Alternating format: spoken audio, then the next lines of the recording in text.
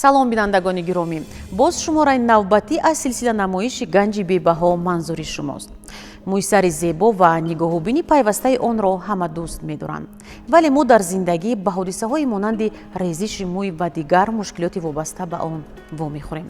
чаро мӯи сар мерезад, чӣ омилҳо ба ин боис мегарданд, кадом илм сохтор ва физиологияи мӯйро меомӯзад ва ба дигар саволҳои марбут ба ин масъала имрӯз суҳбат хоҳем дошт. бо мо бошед. масъалаи нигоҳубин ва резиши мӯй қариб ҳамаро ба ташвиш меорад. ин аст ки одамон мехоҳанд ҷиҳати пешгирӣ аз роҳҳои гуногун истифода баранд. дар илми тиб мафҳумест бо номи трихология. аслан трихология ҳамчун илм сохтор ва физиологияи мӯйро меомӯзад. усулҳои назариявӣ ва амалии табобати мӯй ва сарро кор карда мебарояд. шарҳи бештар аз ҷониби мутахассисон. Трихология ин як шохаи дерматология мебошад. Ин ҳамчун илм дар асри 20 ҳамчун илм ба қайд гирифта шуд. Трихология илм аст дар бораи мӯй, пӯсти сар, бемориҳои мӯй, сабабҳои бемориҳои мӯй, муоина, морфология ва физиологияи мӯйро меомӯзонад. мутахассисон ба он ақидаанд ки мӯй бо сабабҳои гуногун меафтад. ин метавонад як омили генетикӣ аз ҷумла алопесияи эндрогенӣ, стресс, ғизои номутаносиб, тағйироти гормоналӣ, мушкилоти ғудуди сипаришакл, бемориҳои пӯст ва нигоҳубини нодурусти мӯй бошад. ба андешаи мутахассисон таваҷҷӯҳ кунед. Сабабҳои резиши мӯи сар хеле гуногун мебошанд. Агар ҳамин замони ҳозира ба назар гирем, якумаш стресс. ин стресс ба бисёр ҷоҳо оварда мерасонад. Стресс метавонад ба вайроншавии гормонҳо, ба вайроншавии микроэлементҳо, ба ҳама ин чӣ оварда расонад. дуюм сабабаш ин вайроншавии гормонҳо дар организми инсон, зиёдшавии баъзе намуди гормонҳо, бахусус гормони тестостерон, ки аз ҳолати муқаррариш бо воситаи як намуд фермент, ки номаш альфа-редуктаза, 5 альфа-редуктаза аст, ба ҳолати хашмгин, дегидротестостерон мегузарад. ин сабабҳои асосӣ метавонад шуда барои рехтани мӯи сар. дуюм ин норасоиши микроэлементҳо, витаминҳо, баъзе микроэлементҳои хеле зарур ҳастанд, ки сабабгор метавонанд шуданд барои рехтани мӯй. ин оҳан ва ҳангоми анемия бисёртар. дуюмаш витаминҳои гурӯҳи Б, бахусус B12, ки барои расонидани кислород, яъне оксиген ва мӯи сар кӯмак мерасонад. норасоии тамоми намуди витаминҳо, витамини D, роли калона бозӣ мекунад, инчунин витамини D. яке аз сабабҳои дигараш ин генетика мебошад, ки яъне ки агар ки дар авлодан ҳамин чиз бошад, ин як барномасозӣ аст, ки мо хоҳем нахоҳем мегузарад аз авлод ба авлод. барои чӣ пайдо мешавад? вақте ки ягон беморӣ шавад, ягон бемории вирусӣ, инфексионӣ, ҳамин чиз авҷ мегирад ва мо ҳамина дида метавонем. инчунин ҳангоми ҳомиладорӣ, баъд аз таваллуд, ҳангоми ҳомиладорӣ занҳо баръакс мӯяшон хушрӯй мешавад, аз сабаби он ки гормонои эстрогенашон зиёд мешавад дар ин ҳолат. баъд аз он ки таваллуд мекунанд, ҳамин гормон кам мешавад якбора, и якбора мӯяшон мерезад. ин барқароршаванда аст ва дар мобайни 2-3 моҳ ин худаш барқарор мешавад. бо сабаби дигараш нигоҳубини мӯй. саволи дигар: чаро бештар мӯи сари мардон мерезад? ақидаи мавҷуд аст ки аксар вақт рехтани мӯй дар мардон бо гормони мардона, дигар дар тестостерон алоқаманд аст, ки ба хусусияти генетикии фолликулаи мӯйҳои сар таъсир мерасонад ва боиси хурд шудани онҳо мегардад ва дар ниҳоят нопадид мешавад. шояд вобаста ба ин боз омилҳои хосе бошанд. резиши мӯи сар дар мардон барвақттар пайдо мешавад. ӯ аллакай дар синни 18 солагӣ метавонад ки резиши мӯй дар мардон бинем. хеле ҷавон шудааст резиши мӯй, ҳатто дар синни 18, 20, 22 аллакай мо мебинем ки фарқи сари мардон аллакай кушода шудагӣ аст.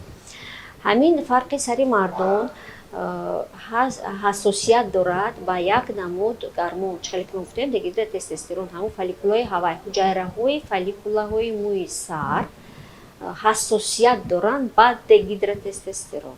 вақте ки дегидротестостерон зиёд шуд, ҳамин резиши мӯй авҷ мегирад. баъд ина мо мегӯем алопециаи андрогенетикӣ оҳиста оҳиста пайдо мешавад. ҳамон гормон дегидротестостерон фолликулаи мӯя хурд мекунад, майда мекунад, ғавсии мӯя майда мекунад ва мӯй оҳиста оҳиста оҳиста майда шуда мерезад ва ҳамин минтақаи ҳассосият дар мардум фарқи сар тобора камтар шуда рафтан мегирад. агар ҳамин ҳолат саршавии ҳамин ҳолат ба доктор муроҷиат кунанд, инро табобат карда мумкин аст ки агар ки ин ҳолат аллакай гузашт, аллакай дараҷаҳои дуюм сеюмашро рафт, мо инро барқарор карда наметавонем танҳо бо воситаи часпондани мӯйҳои сунъӣ. акнун мегузарем ба бемориҳои хоси мӯйсар, чун дигар узвҳо мӯйсар низ ба бемориҳо дучор мешавад. кадом бемориҳои хоси мӯйсаранд? ташхис чӣ гуна мегузарад ва трихоскопия чист? таваҷҷӯҳ кунед. якчанд намуди бемориҳои мӯйсар ҳастанд. яъне талафоти мӯйсар мешавад шадид, мешавад музмин. талафоти шадиди мӯйсар ин прогнози нахстар дорад, яъне ки агар шадид рехтани мӯйсар бошад, инро барқарор карданаш осонтар аст, чем музмин. баъд ҳастанд бемориҳои мӯйсар. асос гурӯҳи ду тақсим гурӯҳи калон ҳаст ки яке аз ин гурӯҳҳо гурӯҳи захми рубцовая алопеция мегӯем. дар ин ҳолат ҳамин фолликулаҳои мӯйсар барқарор нашаванда ҳастанд, ба ҷои онҳо бофтаҳои пайвасткунанда пайдо мешавад. ҳамин ғадудҳои равғанбарор аз кор мемонанд, яъне бартараф мешавад. дар ин ҳолат мӯй дигар намебурӯяд. баъд ҳастанд нерубцовая мегӯем алопеция, яъне ки ғайри захмӣ. инои мо аллакай гурӯҳҳо ба тақсим мекунем, яъне ки алопециаи диффузӣ, телагенӣ мегӯем. дар фазаи телагенӣ алопециаи андрогенетический, алопециаи лонавӣ. алопециаи диффузӣ ин рехтани мӯи сар дар ҳама қисми сар якхела. ҳамин чӣ хеле ки гуфтем шадид ва табобатшаванда. алопеция андрогенетикӣ сабаби асосиаш ин гормоно, чӣ хеле ки мо гуфтем ҳамин гормоное ки андрогенҳо ба ҳамин оварда мерасонанд. музмин тамом меёбад, оҳиста оҳиста оҳиста рехтани мӯи сар мешавад. ҷиҳати манфиш ҳамин аст ки ҳамин одамо аз ҳамин чиз камтар бехабар мемонанд.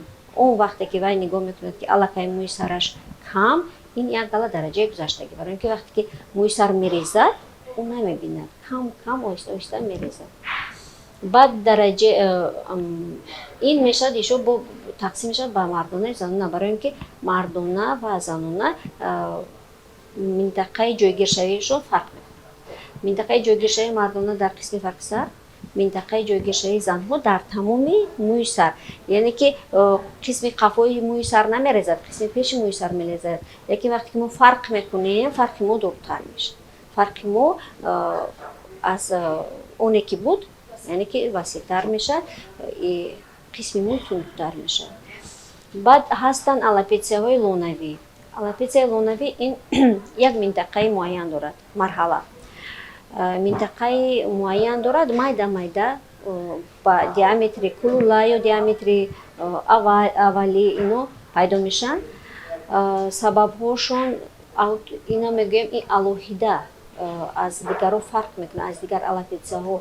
сабаби асосиш аутоиммунный процесс мегӯем, омили аутоиммунӣ дорад, яъне ки ҳамин иммунитети организми мо худи ҳамин фолликулаҳои мӯи сари моя ҳамчун чизи бегона қабул мекунаду ҳамон фолликулаҳои мӯро худаш нобуд мекунад.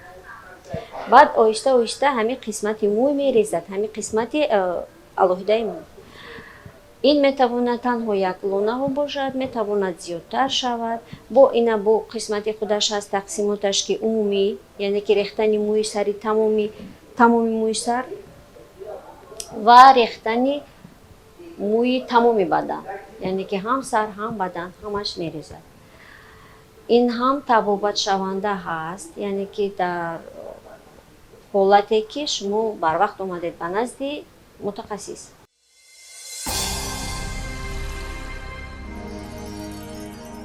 мо ташхисро бо воситаи ҳамин трихоскоп, аппарат бо номи трихоскоп мегузаронем.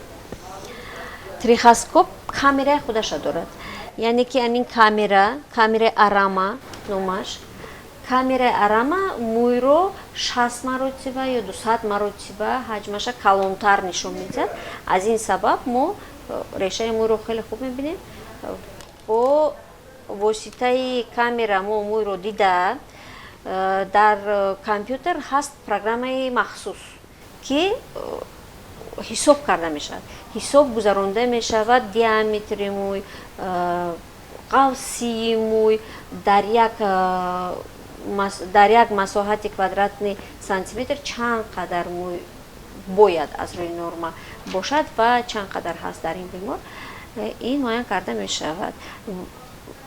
ба ҳамин аломатҳо нигоҳ карда мо ташхиси худро мегузаронем.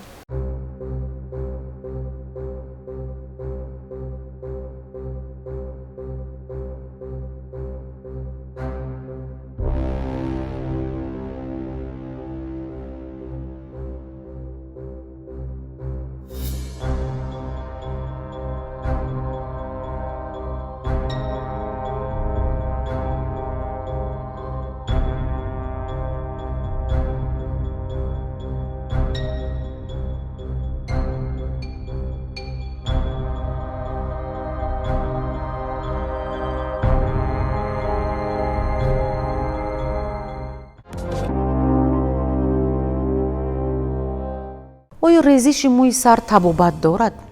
ин саволе ки аксарият мехоҳад ба он ҷавоб гирад. андешаи мутахассисонро мешунавем. Табобати мӯи сар, яъне ки табобати мӯи сар ин танҳо мӯи сар нест. Барои он ки мо мӯи сарро табобат кунем, мо бояд ки тамоми организми инсонро табобат кунем. Агар ки организми инсон солим бошад, мӯи вай мебурояд.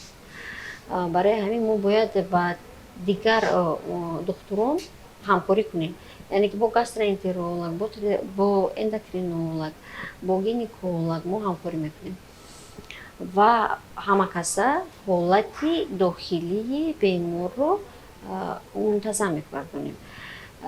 Дар ин ҳолат, вақте ки дар организми бемор аллакай ҳамаи витаминҳо, ҳамаи микроэлементҳо, ҳамаи нутриентҳо дар ҳолати муқаррарӣ бошад, барқарор шудани мӯй осонтар мегардад.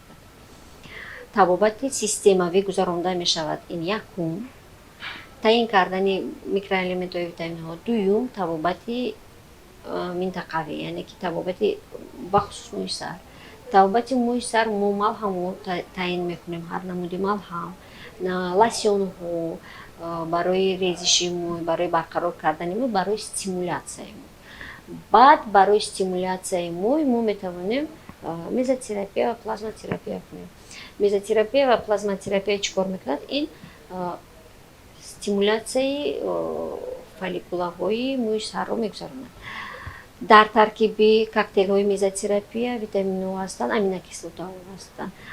Плазмотерапия ин тромбоцити зиёд аст, ки тромбоцит вазифаи стимулятсияи боз ҳамин фолликулаи мӯи сарро дорад. Ҳастанд намудҳои боз табобатҳои лазерӣ, уфо терапияҳо ҳастанд барои барқарор кардани мӯи сар. Шампунҳо бояд ки мо таъин кунем вобаста аз ташхис, вобаста аз кадом ташхис ҳамун табобати худашро дорад. Як чиз гуфтанам шарт ва зарур ҳаст, ки дар алопециаи лонавӣ камтар табобат тағйирот дигаргун ҳаст. Дар ҳамин ҷо мо истифода мебарем гормонҳоро. Бояд ҳамин донанд бинандаҳои мо ки мезотерапия, плазмотерапия на ҳама вақт лозим аст. Ҳастанд периодҳо, ҳастанд марҳилаҳое ки ҳамин чиро бояд таъин кунем. Ҳастанд марҳилаҳое ки ин чиз баръакс ба зиёни ҳамаи одам меравад. резиши мӯи сар ин проблемаи глобалӣ ба ҳисоб меравад ва зуд шифо намеёбад одам. Барои ин аз курси табобат аз 3 моҳ сар мешавад то 6 моҳро давом мекунад, то ним солро. Ва дар ин ҷо сабр кардан бениҳоят муҳим аст. Бисёри одамони мо мехоҳанд ки як доруе бошад ки зуд истеъмол кунам ва шифо ёбам. Аммо мутаассифона чунин дору, ки чунин дору ҳоло вуҷуд надорад ва хуб мешуд ки ба ҳар гуна шабакаҳои интернетӣ бовар накунанд. Ин чизе ки шумо мебинед, ин ҳамааш реклама аст, ин ҳамааш бизнес аст. Интернет-магазинҳо чизое ки ба шумо ки намоиш медиҳанд, дар намоиш мегузаронанд, ҳамаашон ба нафъи пулкоркунӣ мебошад. Барои ҳамин хуб мешуд ки сари вақт ба мутахассис трихолог муроҷиат мекардед, сабаби резиши мӯи саратонро мефаҳмидед ва сари вақт тавсияҳои духтурро иҷро мекардед ва албатта ки шумо шифо меёбед. оё пас аз рехтан мӯи сарро дубора ба ҳолати аввала овардан мумкин аст? имрӯз илми тиб кадом роҳҳоро пешбинӣ кардааст? омилҳои пешгирӣ аз резиши мӯи сар кадомҳоянд? роҳҳои пешгирӣ мо албатта бояд хеле бо ҳамаи ҳамиро такрор кардем. Инсон бояд дар бораи саломатии худаш фикр кунад. Албатта инсон бояд дар бораи ғизои истеъмол мекардагии худаш албатта фикр кунад. Барои он ки ғизои истеъмол мекардагии мо вазифаи калона иҷро мекунад. Таркиби вай бояд ҳамаи он чое ки бар организм мо зарур аст бошад. Он чи ки мо ба фастфуд мехӯрем, он чи ки мо газдор мехӯрем ки ба организм мо зиён дорад. ҳамаи процессҳое ки дар организм вайроншавии ҳамин процессҳо ба вуҷуд меояд, ҳамаи вобастагӣ дорад аз он чи ки мо истеъмол мекунем. баъд дуюм ин нигоҳубини мӯй. мо бояд донем ки мӯи сарро ҳар рӯз шуштан мумкин нест. мо бояд дар як ҳафта як маротиба шӯем. барои чӣ? барои он ки агар ки мо дар як ҳафта як маротиба сарро шӯем, ҳамон баланси равғаноки сар мӯътадил аст. агар ки мо ҳар рӯз шӯем, организми мо маҷбур мешавад ки ҳамин равғаноки зиёдтар кардан гирад. яъне ки сари шумо бо равғанӣ шуда мегирад. шумо маҷбур мешавед бо зиёдтар шӯед. барои ҳамин шуштани ҳаррӯзаи сар ин хатоги калон аст. дар бораи шампунҳо, нестанд шампунҳое ки барои резиши мӯй менависанд барои резиши мӯй, лекин шампун табобат шаванда нест. ин шампун вазифааш шуштани мӯй, тоза кардани пӯсти сар. яъне ки пӯсти сар доимо бояд ки тоза бошад. ин албатта барои ҳамвор шудани яъне ки стержени мӯй мо бояд кондитсионерҳо баъзан мо истифода барем ки барои шона кардан осон шавад. вақте ки мо шона кардан ба мушкилӣ мекашем, яъне шикастани мӯй дида мешавад. дар ин ҷо яке аз хатогиҳои дигари мардум ин роҳ додан ба ин ки онҳо мардуми мо бисёртар табобати халқиро меорад. назар ба табобати муосир, дида ба тиби муосир, табобати халқӣ боварияшон беҳад зиёд аст. мо зид нестем, аммо фақат ҳамин қадар хоҳиш дорем ки хуб мешуд ки бо мутахассисони соҳаи дерматология машварат гирифта баъд ҳар гуна маҳсулотҳоро истифода мебурданд. ва яке аз хатогиҳои калонтарине ки бисёри одамон роҳ медиҳанд, ин тарзи нодуруст интихоб кардани мутахассис мебошад. онҳо ба ҳар гуна косметологоне ки маълумоти олии тиббӣ надоранд муроҷиат мекунанд, ҳар гуна протседураҳоро дар сарашон мегузаронанд ва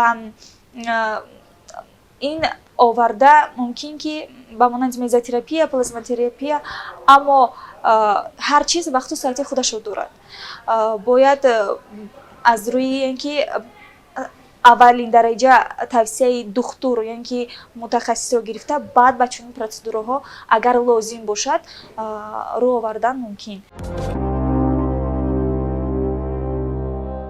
то қадри имкон ёфтем доир ба мӯи сар ва вазифаҳои он, бемориҳои марбут ба мӯи сар, роҳҳои пешгирӣ аз резиш ва монанди онҳо маълумот додем. боқӣ ҳамеша эҳтиёт кунед то ба бемориҳо дучор нагардед ва ганҷи бебаҳои худро ҳифз намоед. ҳамеша солиму бардам бошед. то боздид.